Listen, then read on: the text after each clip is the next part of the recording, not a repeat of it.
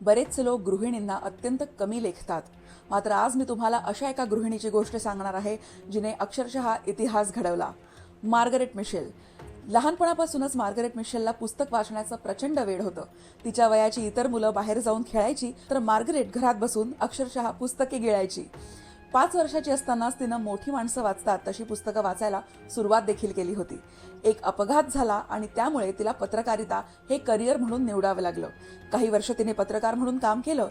त्यानंतर तिनं लग्न केलं आणि लग्नानंतर पत्रकारिता सोडून द्यावी लागली. मार्गरेट मिशेल बनली फक्त एक गृहिणी. गृहिणी बनल्यानंतर तिचा दिवस जाता जात नसे. दिवसभर ती काय करायचं म्हणून बसून पुस्तके वाचत बसायची. तिच्या नवऱ्याला मात्र तिचं हे वागणं अजिबात आवडत नसे.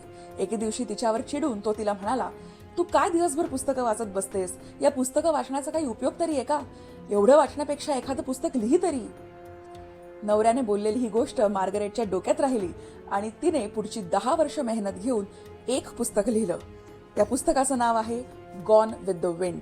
हे पुस्तक 1936 मध्ये प्रकाशित झालं आणि बूम, प्रकाशित होताच लाखो प्रती विकल्या गेल्या. अमेरिकेतल्या प्रसिद्ध सिव्हिल वॉरवर आधारित हे पुस्तक एका तरुण मुलीच्या मनातल्या भावना, तिच्यात होणारे बदल, तिच्या अवतीभोवती बदलणारे लोक आणि तिचं भावविश्व यावर आधारित आहे. इतकंच नाही तर या पुस्तकावर चित्रपट देखील निघाला आणि तो बनला अमेरिकेतील पहिला रंगीत चित्रपट. तिच्या या एका पुस्तकानं तिला यशाच्या शिखरावर नेऊन ठेवलं.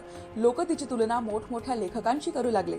पण गंमत माहितीये, मार्गरेट मिशेलने आयुष्यात हे एकमेव पुस्तक लिहिलंय.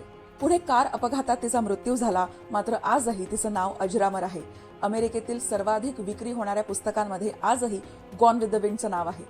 त्यामुळे लक्षात ठेवा, इतिहास घडवण्यासाठी तुम्हाला फक्त एक चांगली आयडिया हवी, चांगली पॅशन हवी आणि मनात ते करून दाखवण्याची इच्छा हवी, एक संधी हवी.